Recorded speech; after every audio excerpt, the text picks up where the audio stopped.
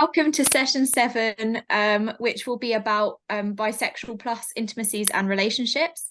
And I'd like to kick the session off by handing over to Robert Cohen, who will be talking about bisexual married men, stories of relationships, acceptance, and authenticity. So over to you, Robert. Hello. Hi, everyone. Can you all hear me?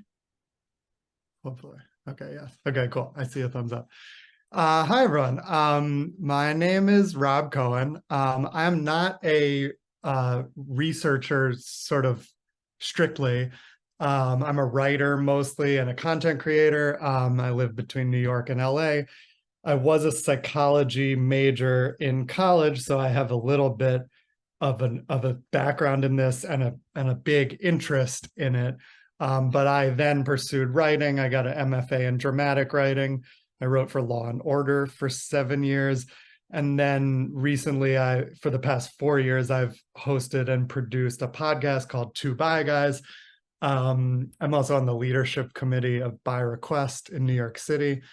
And the project I want to talk about today is my first book that's coming out November 30th. And it is called Bisexual Married Men, Stories of Relationships, Acceptance, and Authenticity. I will stick it in the chat. I don't have slides or anything. I'm just going to talk a little about it and then open things up. But I wanted to talk about why I chose this group and some of the things that I found.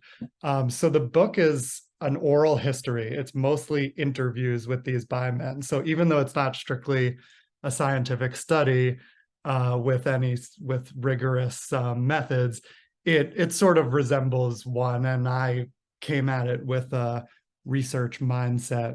I interviewed 13 bi married men, and they are all men who are married to women. So why did I choose this topic and this group? It was basically a direct response to my podcast and what was resonating. So I started Two Bi Guys with my friend Alex, who has since moved on to the Trevor Project and doesn't do the podcast anymore. But we noticed that there were not many resources for bi men at the time. Specifically, most bi men are not out. This is a pretty old statistic, but maybe there's a new one if anyone has it. But the old statistic I have from a few years ago was that about 12% of bi men are out to all or most of their friends and family. And it's also pretty low for women. It's in the 20s, but compared to the 70s and 80s, compared to around 70 to 80% of gay and lesbian people, bi people are much less out, especially bi men. I would love to see the new statistics, but the 12% is what's in my book. And our most popular episode of Two Bi Guys is the first one, because people go to the first one. Our second most popular is with Dr. Julia Shaw. It's called The Science of Bisexuality. So people are definitely interested in the science of bisexuality. Besides those two, I started to notice that the episodes where we talked about bi married men were the most popular. So the next few episodes that are popular are those, and they have doubled the downloads of other ones. So I started to realize that this is a big portion of my audience and that they're hungry for this resource, and that it's very invisible, and it's a very large group within the bi community, but perhaps one of the most invisible. And people were writing to me with questions. A lot of people would tell me about their marriages. And I think this is a group that is particularly hidden and eager to share their stories and to connect with other people. And so that's why I started with this group. It's because of the discrepancy between the size of the group and the amount of resources and stories that there are. I don't want to only focus on this group. I would love to continue this project in the future.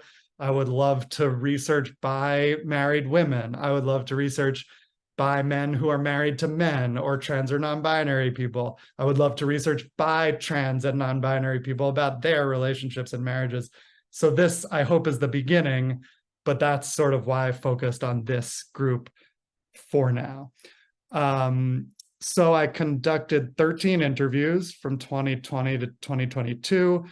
It's an oral history, so I tried to edit them and make them dramatic and personal and I'm more of a storyteller than a researcher. It's a little bit of a hybrid, but I tried to make them interesting and engaging stories to humanize this experience. And so you really get to know these 13 people.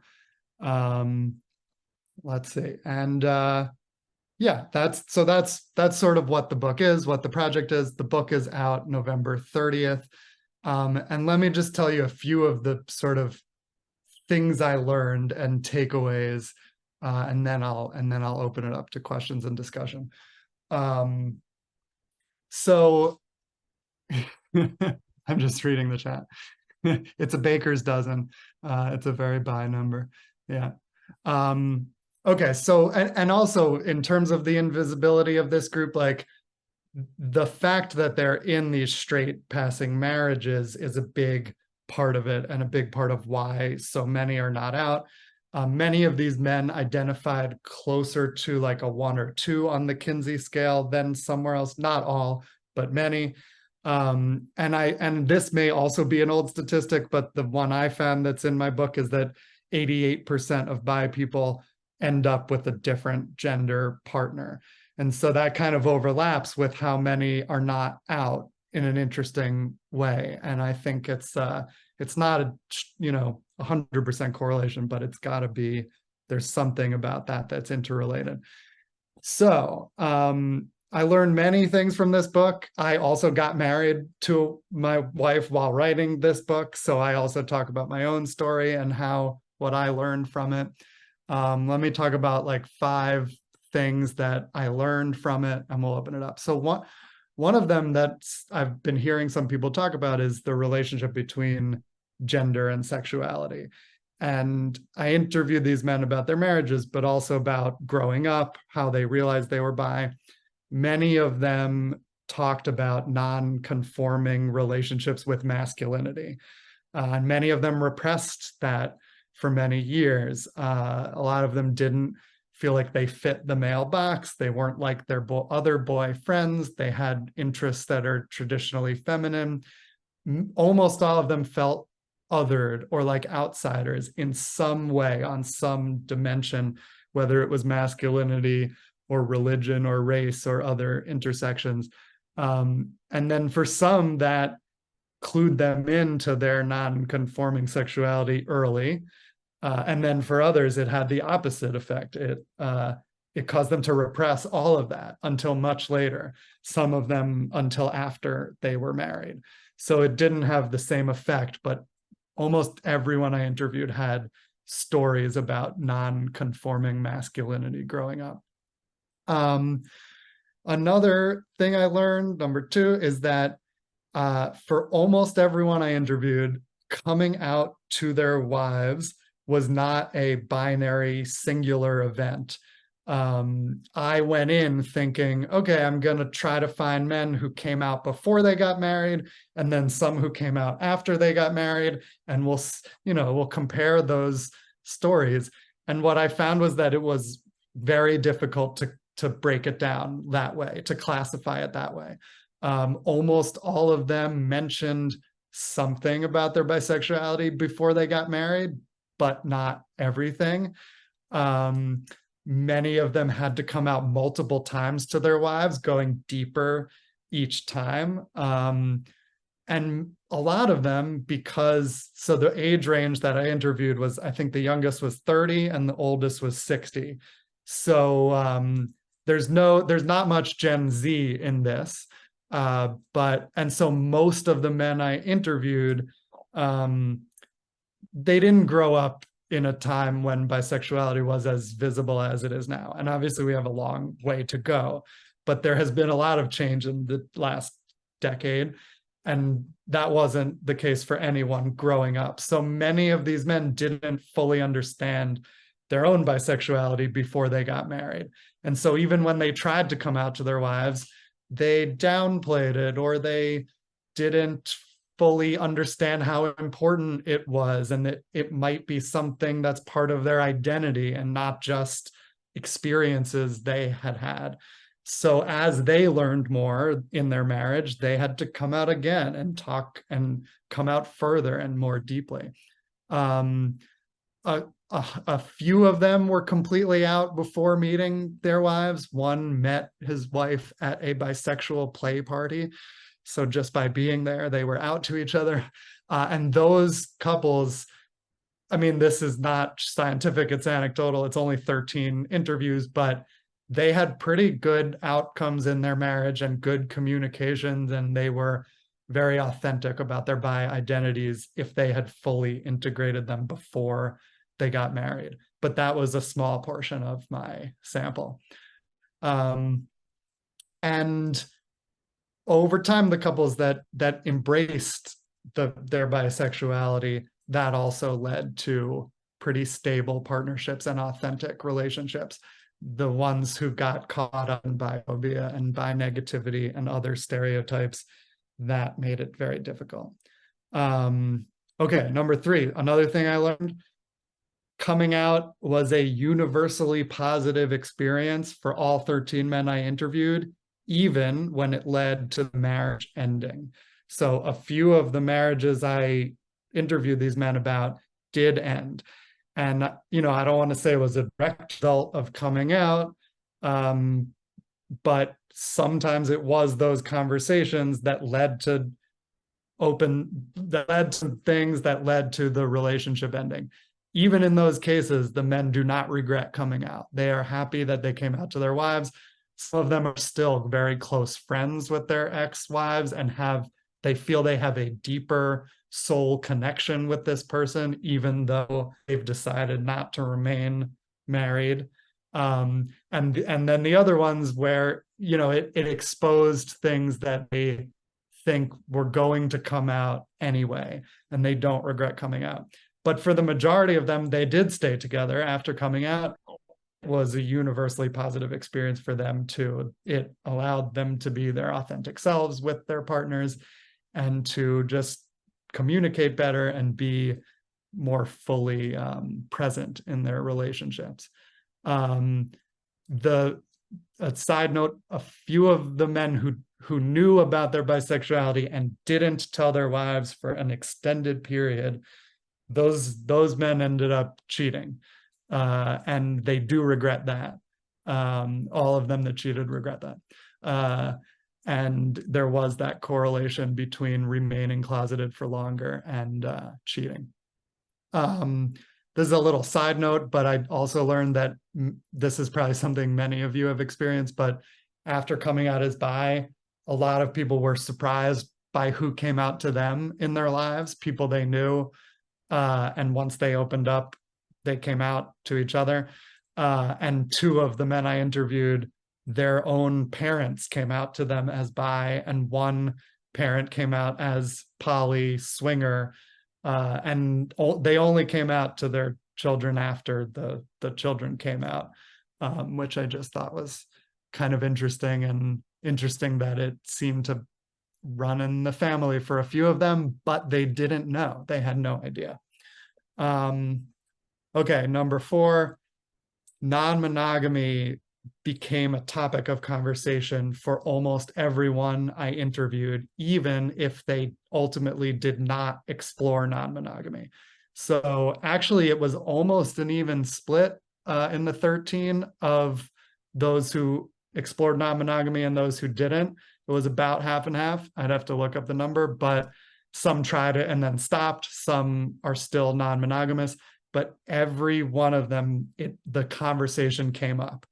So I think we know that bisexuality does not equal non-monogamy, but there is some amount of overlap, and whatever that statistic is, whether it comes from societal biphobia or stereotypes, the partner often makes that assumption. And so whether it's coming from the bi guy who came out and they want to open things up, or coming from the wife who assumes that, it became a conversation either way.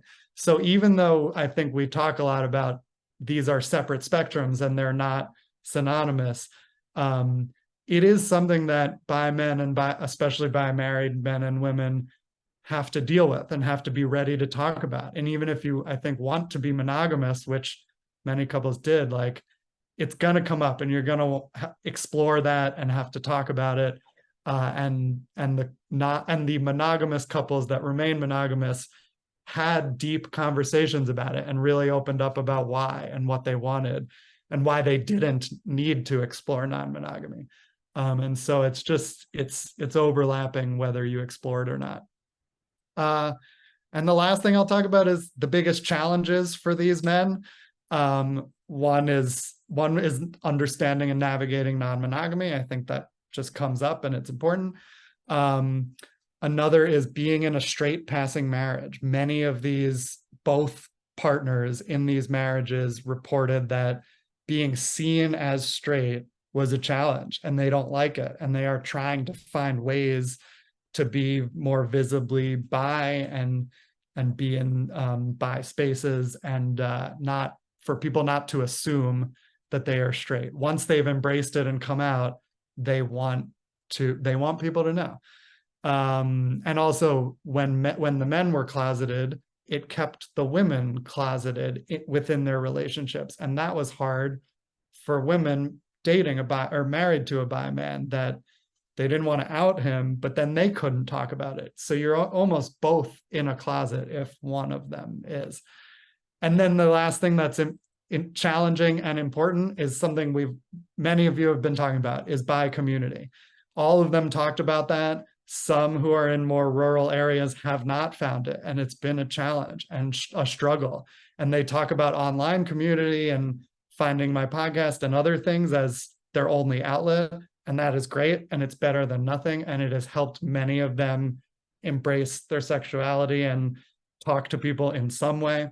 But the ones who have found in-person community have found that to be really life-changing and fulfilling, and they crave those spaces.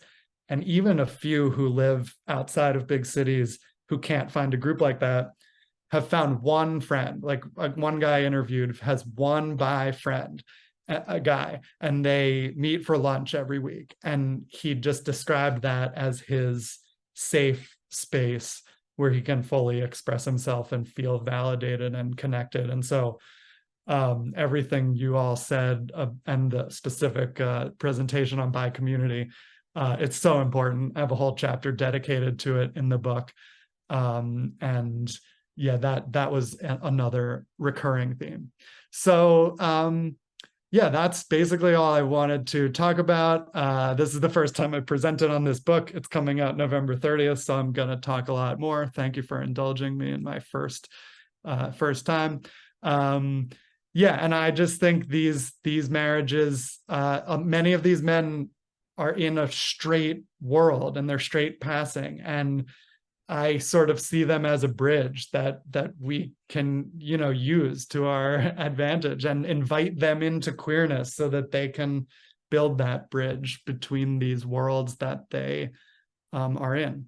So I'll open it up to questions if anyone has questions, but also I'd love to hear if people are doing related work or if they have any ideas on expanding this. And, in general, I am not a researcher professionally. I see my role here as outreach, promotion, storytelling. And so I'd love to have you all on my podcast someday. Reach out to me on social media. But, any ideas for collaboration in that space, I'm all ears. So, yeah. Thank you, Rob. That was such an engaging talk. And obviously all of your work is so, so important. And you spoke about some of these men who you spoke to having difficulties finding community. And I think this book can act not in place of community, but for people to see their experiences reflected and to have this entire book and hear about 13 people who might have shared experiences with them. I think it will provide people with a lot of reassurance. And from some of my research participants, they've spoken about even just seeing their experiences reflected in other people's Facebook posts and thinking, okay, I'm not alone. Other people do also have this experience. There are other bi people like me or other bi parents like me. It's so important for people. And I think your podcast also does an amazing job of that. I can see Lynn has got their hand up. So if I could hand over to Lynn for a question. Yeah. Hi, Robert. I am a very big fan of your work. I've been following you for a little bit now. It's really great. So thank you so much for all that you do. I'm curious about, like you had mentioned that some of your participants had identified as like a 2 or 3 in the Kinsey scale, I think. I'm curious if you can talk a little bit more about that. Did a lot of them talk about themselves in like Kinsey scale terms or Klein grid terms, or did that come up?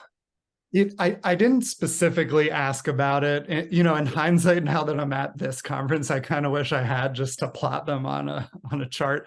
But I didn't specifically ask, but it did come up sort of naturally. And what a lot of them said was that they feel they're more hetero-romantic, but bisexual, and they're maybe more in the, am I frozen? Oh, okay. And maybe more in the middle in terms of sexual attraction, but more hetero-romantic. And most of them haven't really had experiences dating men because many of them married their wife before they were fully out. So some of them did have experiences in childhood or before they met their wives, but for a lot of them, they've only dated women, and many of them have only had sexual experience with women too. They've just realized that they're bisexual, that the capacity and the possibility is there, and it's an important part of their identity, even if they have never acted on it and want to remain monogamous. So yeah, that's sort of where they clustered. But there was also definitely a bit of like more sexual interests in men because they never had the chance to explore that from some of them. Yeah. Awesome. Thank you so much. And there was one guy I interviewed who sort of came from the other side of the spectrum, who was more gay identified or queer identified was how he describes it, but everyone assumed he was gay, and then he kind of came at bisexuality from the other side and married a woman, and had sort of a unique but flipped experience as many of the other men. And I want to interview more people like that too. And there was also one trans man I interviewed, and his story is in many ways very similar to the others, but then in you know, a key way in terms of gender, also kind of flipped and unique and pretty interesting. Wonderful. Yeah. And then if we pass over to Hugo for their question. You're muted, Hugo. Bran had a question in the chat. Maybe we can go back and forth.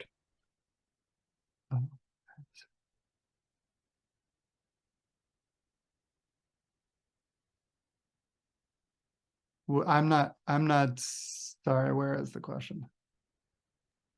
I just reposted it, Robert, so it should got him now.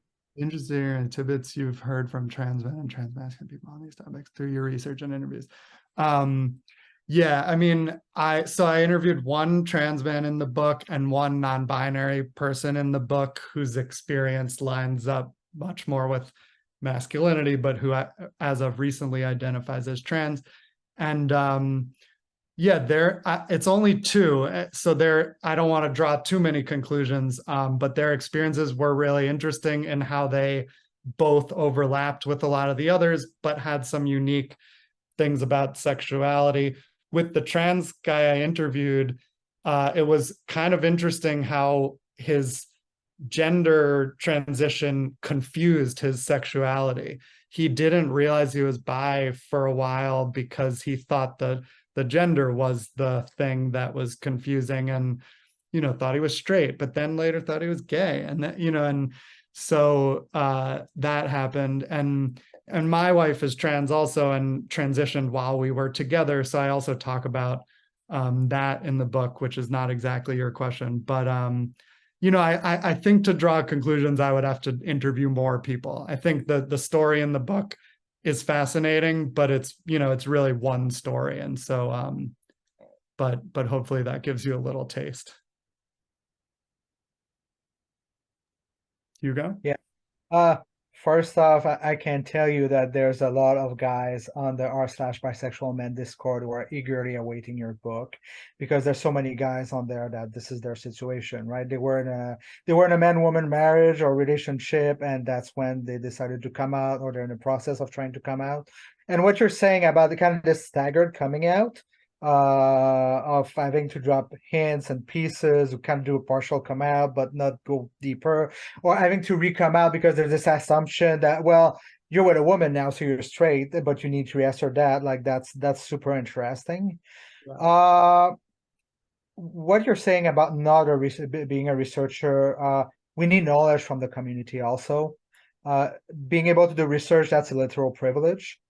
And there's a lot of knowledge that pops up in communities because there's gap in research, and we're asking those questions for ourselves, and we're going out there to see, okay, what do people have to say? And that's important too. And there, especially as communities that society stigmatizes.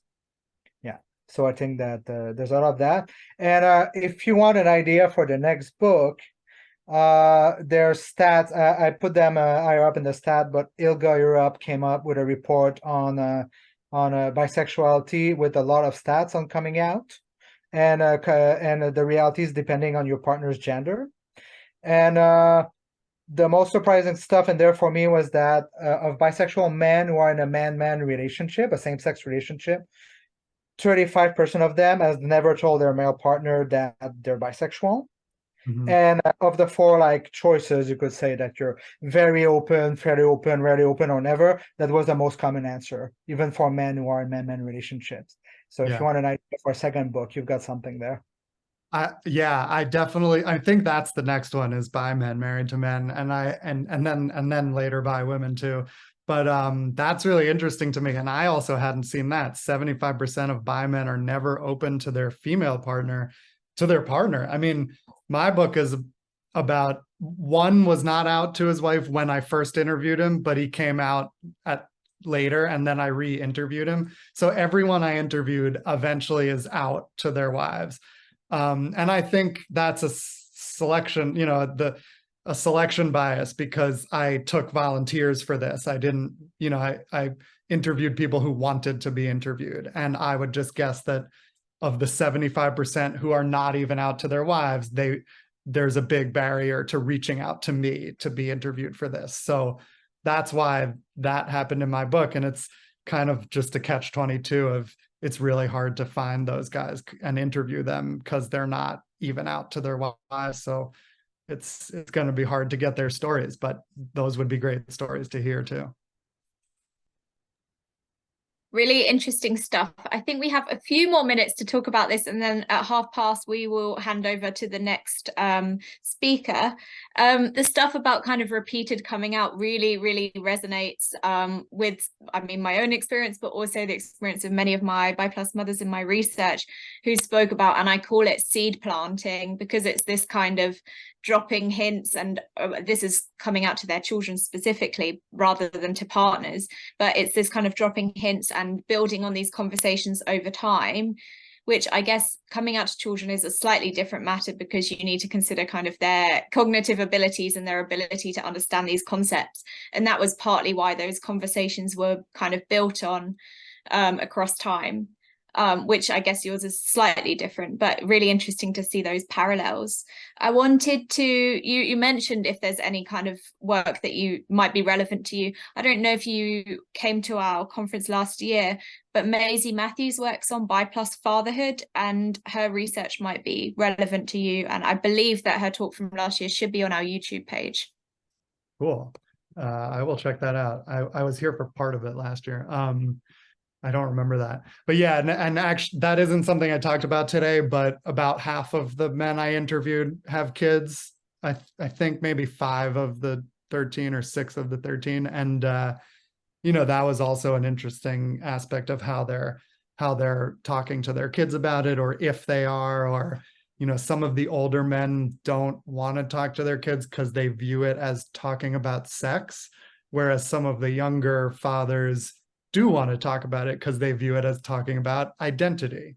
And so there was a little interesting generation gap in terms of, is my bisexuality about sex or about my identity. And yeah, I think that was interesting. And also in terms of the coming out multiple times, what happened to some of them was they said something to their wives before they got married, but they framed it as it was in the past. And now that we're getting married and we'll be monogamous, that's just something to know, but it's not an ongoing part of my identity. And some of them truly felt that. They weren't lying. But as they've learned more and explored themselves more, they've realized that even if they are monogamous, it is an important part of their identity. And it's something they want to be able to talk about with their wives, especially.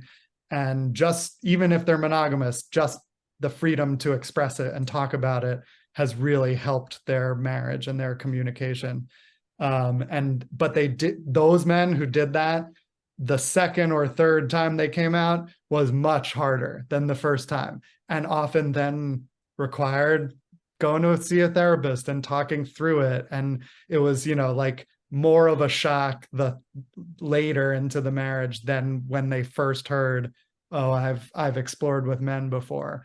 But it was later when they reaffirmed that this was important to them, that was confusing to a lot of wives, and they needed to really talk that through. I really can't wait to read the book when it comes out. I just have one final question for you before we move on to our other speaker. And I'm constantly reflecting on how my own research process and every single interview I conduct changes the way I think about bisexuality and changes the way I think about my own identity. And these interactions, they might seem like 1 or 2 hour or 3 hour conversations, but you come away from them and I feel like it changes how you think about yourself. I wanted to kind of ask you to reflect on how writing this book and running the podcast have impacted, if you don't mind, sorry, it might be a bit of a personal question, how it's impacted how you think about yourself. Yeah. That it's basically the final chapter of my book is my sort of reflection. Spoiler alert. Yeah. And it really helped me understand the value of not censoring yourself and expressing yourself authentically and having the space to do that. Is just so important, whatever you choose to do with that, or what relationship structure you have or who you're with. Just being able to not repress this stuff and to be open about it was so important for people, and it helped me realize that for myself too. And another thing that I went into this, it's about marriages, and I went in thinking also, let me have some stories where they stayed together and some stories where they didn't, and we'll compare them. And in my head, I kind of viewed the ones that stayed together as successful and the ones that didn't as, they failed. And I totally don't see it that way anymore, because I've just seen such beautiful relationships that have ended, and that's okay. And that, like, as long as you're being authentic in them and checking in with the partner, like, why can it only be considered a success if it lasts forever? We have all these other relationships that are not marriages that are lovely, and they don't all last forever. And like, there's these men that have opened up about their bisexuality have ended up being able to talk about so many other aspects of their relationships, and to make sure they are the right match and they can both be authentic and live as themselves in it. And some of those people, because of that, have ended up determining that this isn't the right primary partnership for them. And then somehow they have more love for each other after that decision, and more respect for each other. And I identify as poly, and it's really helped me embrace that poly identity, to just realize that the journey is the goal, not the destination, and that we should be enjoying our relationships as we're in them, and not always worrying about how long they will last, but worrying about how we can be authentic and support each other within them, however long they last. Amazing. That was such a brilliant answer to that question. One final thing, and Derek or Lucia might remember the name, but we had somebody who is doing a photography project, which is quite closely related to your book. I think they're called Mike French, but I'll put it in the chat when I find the name after. But they are doing a photography project about people who are in heterosexual appearing relationships. And I just thought I might point you towards that because it might be, I mean, I found it incredibly powerful. So I thought that might be of interest to you. That's great. And anyone else who wants to connect now or in the future, my two bi guys or my personal social media DMs are open. I check them. So I'll get back to you eventually. Amazing. Thank you so much, Rob. That was so incredible. I'd like to now pass over to Jessie Miller, who will be talking about framing bi+ experiences of intimate partner violence, the role of monosexism and bi+ stigmas. So obviously content warning for intimate partner violence for this talk.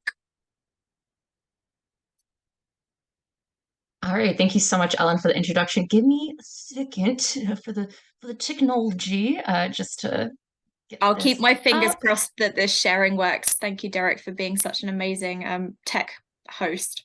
Can we see it? Yes, but it's not on full screen. No, that's okay. I will change it to that in 1 second. Okay. Come on. There we go. Okay. I always hate how that like tab thing like gets in the way no matter which way you move it. Drives me nuts. Okay. Hi all. So like Ellen said, I'm Jessie. My pronouns are she, him.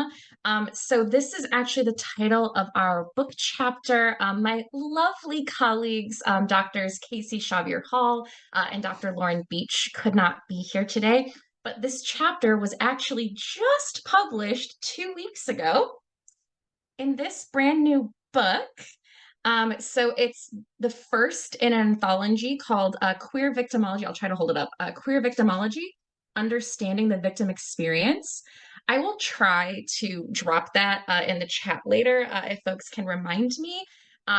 But the citation for it will also be featured throughout my presentation. So we've actually been working on this book chapter for 3 years, and it just now got published. So we're very excited that it is now out there in the world. But do note that the publisher accidentally forgot to print our model, so it actually has to be reprinted. So if folks get in contact with me later, I can also tell you when that is actually ready. Anywho, so my name is Jessie. I have been working with Casey and Lauren for years, both in like bi health research things, and also just more personal bi+ activism things. So I was the president of Bisexual Queer Alliance Chicago for over 3 years. I was also on the board of Bisexual Organizing Project in Minnesota. And I also lead a group called BRAVE. We're inactive at the moment. It stands for Bi+ Resilience Alliance for Violence Eradication, and we are dedicated to ending the bi+ intimate partner violence epidemic. Okay, ooh, come on, you can do this. There we go. Okay, so for those of you who may not be aware of the bi+ intimate partner violence epidemic, so just forewarning, I am based in the US. All of my statistics are based in the US. I'm sure most of these can apply to other contexts, but just so everyone knows that this is based on the US context. But basically, so in the United States, it's been reported that 61.1% of bi+ women have experienced intimate partner violence in their lives. And then the number for bi+ men is 37.3%. I know it's kind of hard to tell with this table because the colors are very similar, but the bi+ women and bi+ men's categories is that middle one, which actually shows that bi+ women as well as bi+ men face significantly higher rates of intimate partner violence compared to both their straight and gay peers. Interestingly, which I'll talk more about later, so for bisexual women, 89.5% of their violent partners were men. And then on the flip side, for bisexual men, 78.5% of violent partners were women. Unfortunately, I don't have numbers for bi+ people who are trans or non-binary, which is a big gap in the research considering most trans and non-binary individuals identify as bi+. So I just wanted to make kind of that important note. So, when we set out to write this chapter, our chapter is mostly kind of a literature review, and is really kind of fitting all of these different, all of the different research that has been done on bi plus peoples into our ecological model, which I will present to you all in a second. But we really kind of approached writing the chapter from the perspective of, so why do bi plus people have the highest rates of IPV? And so for us, we really feel that the largest contributors are biphobia, monosexism, and bi-erasure. And so I provide just brief definitions of these terms on this slide. So, and another important note. So we believe biphobia and monosex in particular not only contribute to the extremely high rates of intimate partner violence within the bi plus community, but also the whole host of negative health outcomes that the bi plus community faces. So biphobia we define as dislike, fear, or prejudice against bisexual people. Monosexism, we have a little bit of a different definition than one you'd find if you just Googled it. So we define it as the multi-level and systematic oppression that bi plus people experience due to the belief that all people are attracted only to one gender. And then lastly, we define bisexual erasure as the denial of the existence of bisexual people, particularly due to monosexism. And so this is the ecological model, which shout out to Dr. Xavier Hall, who was really the one who kind of formulated this model. And then the rest of us, we kind of were able to then fit all of the different research that's been done into these categories. And so the reason that we wanted to present this ecological model was really to show how biphobia and monosexism operate really at all levels of social life to contribute, again, to those extremely high rates of intimate partner violence. So you can see here, we have it on 5 levels. So the societal level, the organizational/institutional level, the interpersonal level, the relationship level, and lastly, the intrapersonal level. So basically for the rest of this presentation, I'm going to go through each of these levels and talk more about them. I won't be presenting every single thing we discuss in the chapter, but I will kind of be covering some of the main findings and main arguments that we discuss. But we really wanted to create this model just to make it as a nice, easy visual so people can really understand how biphobia and monosexism, again, operate at all levels of social life. So I'll start off with the societal level. Let's start off with the overarching, right? Right, so monosexism and bi-erasure are deeply embedded into social norms in the United States. Again, don't think this is just true for the US context, but that's what I focus on here. Right, and so these hegemonic beliefs then further support, discrimination and violence towards bi plus people, right? Because if we have these beliefs that you can only be attracted to one gender and bisexuality doesn't exist, of course, those beliefs can then further buttress and support, discrimination towards bi plus people. Hey, your sexuality doesn't exist, as well as violence towards bi plus folks, right? Bi plus people are almost never mentioned in state or federal policies. This is dangerous on so many levels, but particularly when we think about the very heightened levels of intimate partner violence that the bi plus community faces. There are currently no laws in the United States aimed at preventing, intervening, or reducing intimate partner violence against bi plus peoples. Despite that fact that bi plus people face the highest rates of intimate partner violence out of any demographic, no matter how you cut it up. And so the fact that there's literally not a single law means that bi plus people are being missed. In the United States, we have the Office for Violence Against Women, which was authorized by the Violence Against Women Act that passed about 20 years ago now. And there's still nothing that focuses on bi plus people's experiences, again, despite those extremely high rates. So there's this kind of ignorance that's happening at the societal level, as well as these monosexist and biphobic beliefs that are kind of supporting everything else, right? So now to kind of move on to the organizational and institutional levels. This was kind of one of the longest parts of the chapter. It's also the part that I wrote. So I actually had to cut out bits and pieces of it. So I had to cut out parts about bi plus intimate partner violence and the criminal justice system. But if folks have questions about that, you can ask me about it later. So I mainly cover violence advocacy organizations and then access to physical and mental health care. And so, you know, there are no bi plus specific IP resources in the United States. And to be honest with you, even when I tried to find this on a global scale, the only resource I could find was actually in the UK.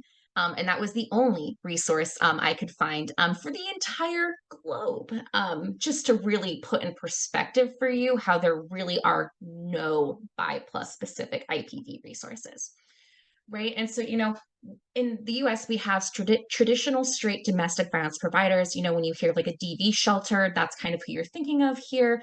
And then we have LGBT anti-violence programs. Both of these groups often miss the mark when it comes to supporting bi plus survivors of intimate partner violence, right? And often, most unfortunately, they also often heap biphobic remarks onto bi plus survivors who are seeking support. And you would think that the LGBT anti-violence programs would do a better job with bi plus survivors, but unfortunately, they primarily serve the lesbian and gay communities and not so much the bi plus communities, right? Bi plus survivors in general, as we know from the need for this, you know, event, conference, whatever we'd like to call it, you know, bi plus survivors are excluded from research, from services, and from violence advocacy efforts in general, right? And so this is just a finding that I wanted to present just to kind of give a larger perspective in general. So IPV providers don't feel able to support SGM survivors, SGM meaning sexual and gender minorities, so basically anyone in the LGBT community, and very few have actually received training to do so. So when we think about the fact that IP providers in general don't even feel like they can really support any sort of LGBTQ plus survivors, and when we then think about how bi plus survivors have very specific needs and have the highest rates of intimate partner violence, you can quickly and easily see how bi plus survivors are missed, right? And then when we take a more intersectional lens, right, you know, in the United States, most bi plus people are people of color. Most trans people, such as myself, identify as bi plus, right? So we also have to think about the fact that in general, there's a lack of competent care for people of color in the United States. Add being some sort of sexual and gender minority on top of that, and it makes it even harder to access the sort of resources and care that you need. Okay, so now bi plus health and mental health services. So sadly, unsurprisingly, there's extremely limited access to culturally appropriate bi plus physical healthcare as well as mental health care. And so at the time that we first wrote this chapter, which was about 3 years ago, so technically some of this could have changed. I don't think at the time, there was only one book chapter I could find that actually had evidence-based strategies for mental health treatment of bi plus individuals, which was written by Choi and Israel in 2019. And there are also still no targeted interventions for bi plus survivors of intimate partner violence. You'll see kind of below that I noted. So there have been some online interventions to like try and reduce like internalized biphobia and like monosexist stigma and those sorts of things, which have been proven effective, which is awesome. And I'm so glad that people are doing that work. But there still remains the fact that there are no interventions for bi plus survivors of intimate partner violence, right? And then again, as I kind of mentioned on the previous slide, in terms of violence advocacy organizations, it's also true that, you know, bi plus people often receive biphobic and monosexist remarks just from trying to access regular healthcare as well as mental health care, right? And then again, if we take a more intersectional lens and we consider how bi plus people tend to have lower incomes, have higher rates of poverty, right? Bi plus people are less likely to have access to physical and mental health care just in general, right? You know, so bi plus folks often report not having a consistent site for healthcare, and also often report having very inconsistent access to health insurance, which would make it harder to be able to get the proper physical and mental health care you need in the first place. But then imagine trying to find someone who's a culturally competent provider. So it's kind of just problem stacked on problem. Okay, so I kind of combined these two levels just to make it easier. But so now I'll kind of move on to talking about the interpersonal and the relationship levels. You know, so bi plus people, you know, we've already talked at the societal level how biphobia and monosexism are very, very present at the larger scale, right? So it's probably unsurprising that that also, are things that operate on the more micro level, right? And so bi plus people really report, experiencing biphobia and monosexism from both their straight peers as well as their like gay and lesbian peers. And so, this double discrimination often leads to bi plus people being less likely to be out to their loved ones, which causes increased rates of depression and anxiety, as well as a host of other things, right? And at the relationship level, bi plus individuals often face bi-specific monosexist abuse. So just to give a very brief example, I'm sure here in this space, we've all often heard the trope of bi plus people not being able to be faithful to their partners. They're more likely to cheat, that sort of thing. We all here know that that's not true. However, this is a common trope that abusers of bi plus people will actually use to engage in controlling and abusive behaviors against their bi plus partners. So luckily, we all here know that that trope and that stereotype is completely untrue, but it is definitely still being used as a weapon against bi plus partners in intimate partner violence relationships. Right? Ooh, there we go. And then just in general, bi plus people are most often in relationships with people who are not bi plus, which can just create uneven power dynamics. Okay, so I'll move on to our last level, which is the intrapersonal level. And so this is really just about, internalized biphobia and monosexism. And so, we believe that internalized biphobia and monosexism are also really big contributors to IPV. We don't technically have the research to back this, to support this. More research needs to be conducted to fully prove this relationship, but I'll kind of explain to you why we are thinking in terms of these regards. So many of us here probably know that bi plus people already experience heightened levels of, substance use, mental health issues, stress, etc., due to monosexist stigma. And these are all considered risk factors and comorbidities for intimate partner violence. So that's kind of why we in our chapter conclude that, monosexist stigma might actually be contributing indirectly to, the heightened levels of intimate partner violence for bi plus individuals by increasing the risk factors and comorbidities of intimate partner violence. Okay, so I'll do a quick summary because I know that I just threw a lot of information at you. Just kind of go through the big takeaways, right? So again, me, Dr. Casey Xavier Hall, Dr. Lauren Beach, we really believe that biphobia and monosexism play the largest role in the extremely high rates of bi plus intimate partner violence. And this is because bi plus people don't receive support at the federal or state levels. Again, bi plus people are almost never mentioned in anything, even like anti-discrimination laws in general. But there's not even a single, law aimed at trying to reduce bi plus intimate partner violence, even though, the United States has an entire office for violence against women, which is a misnomer, which is a whole nother conversation that we could have, right? There are no bi plus specific IPV resources that exist in the United States.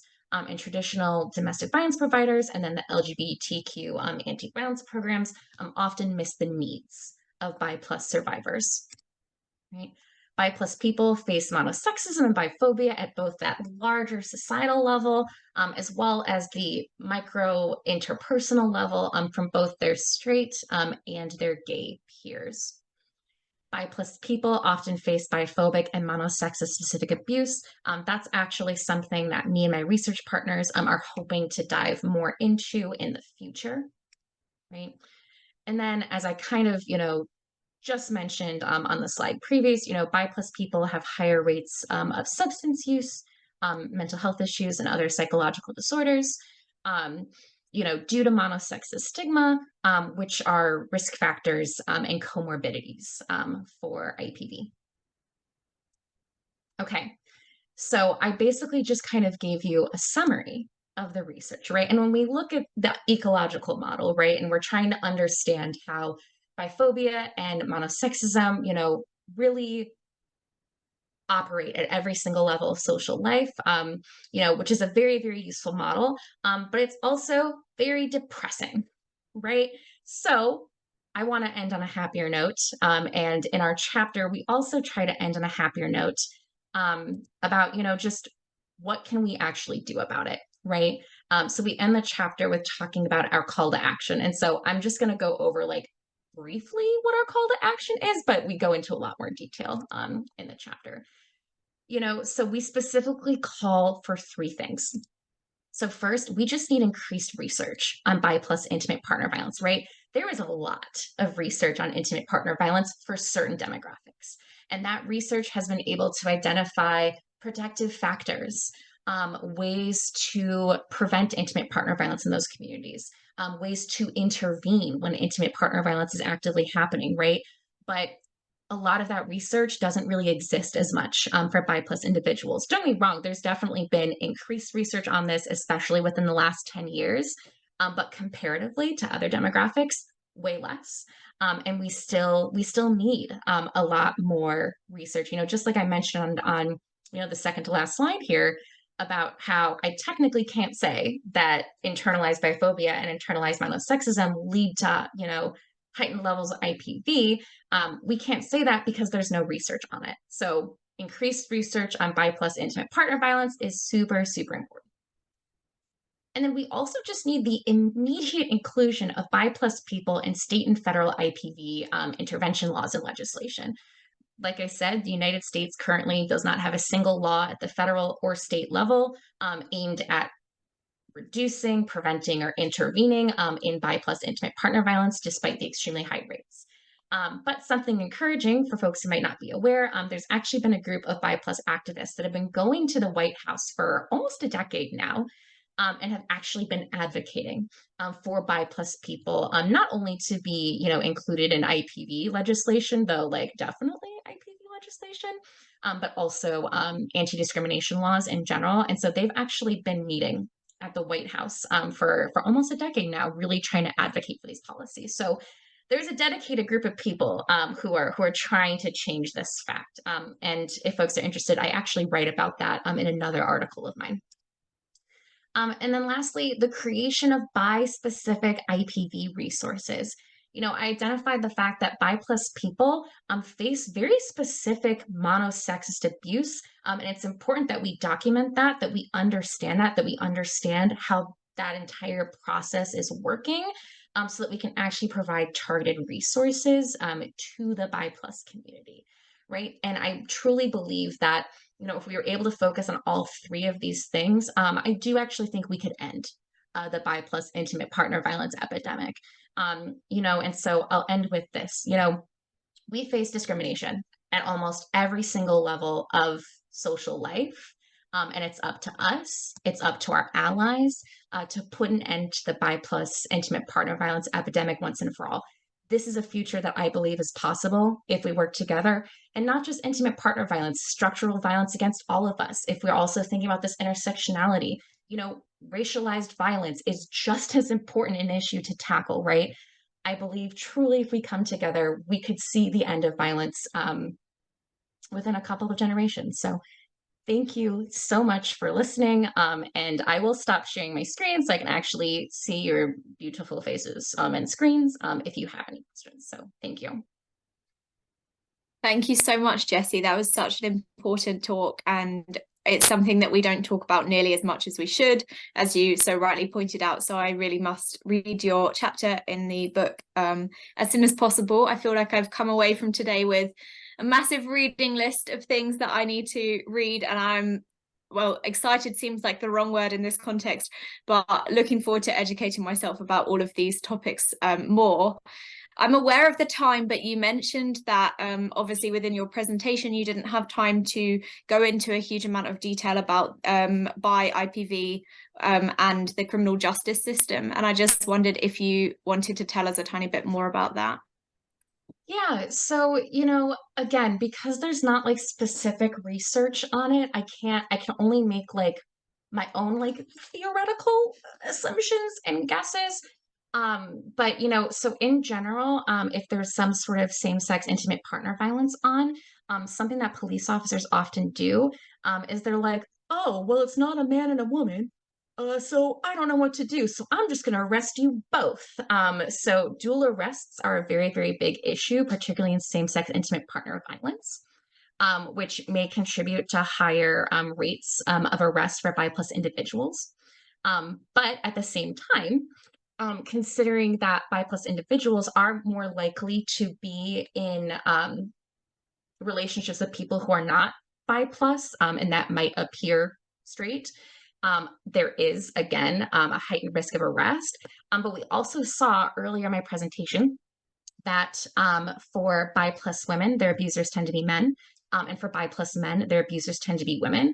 And I can also only imagine how much the experiences of bi+ men survivors are being completely ignored and neglected by the system because their abusers are women, and because in the US we tend to paint men always as the abusers, which is a picture that I take a very, very big issue with. Also just because I don't think the binary between perpetrator and victim is ever as clear as we want to believe it to be. And that's something that my organization Brave has been trying to change, is this like perpetrator victim binary, because it doesn't really exist.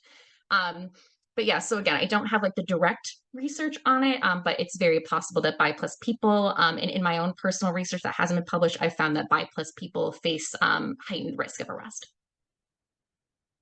Thank you so much for that answer. We have about 1 minute left before we move to our final session. So I can pass over to you, Hugo, and you can ask Jessie a question. Sure. I'd really appreciate it if you could share your slides. I don't know if it's possible, but this is really important stuff because you look at it like all the way from the structural level to the intrapersonal level, and we need that kind of analysis. But also I think we also need to take a step back, and this is also about dismantling heterosexism, patriarchy, cissexism, because these are all things that work together to create a kind of violence. And we have to take the long view and see what do we need to do to create a world in which intimate partner violence is going to be a marginal phenomenon and not like something that's widespread. And yeah, but thank you so much. Absolutely. Thank you. Yeah, okay, so I will put my email in the chat. Please feel free to email me. I have no problem sharing these slides, or if you have further questions or want to talk more about things offline, especially since I know that the last session is about to happen. So please feel free to reach out, especially because this is probably the only session I'm going to be able to attend today. So I didn't even get to hear everyone's lovely talks and things, unfortunately. So especially if you're doing work in this field, I'd love to hear from you. And I'm sure Drs. Casey Xavier Hall and Dr. Lauren Beach would too. And if you don't know those names, they're pretty big deals, and they do a lot of phenomenal bi+ health research, and I highly, highly recommend looking at any and all of their work. So thank you all so much for listening. And again, please don't hesitate to reach out. I'd love to hear from you. Thank you so much, Jessie. And thank you again, Rob, for such a brilliant session on bi+ relationships and intimacies.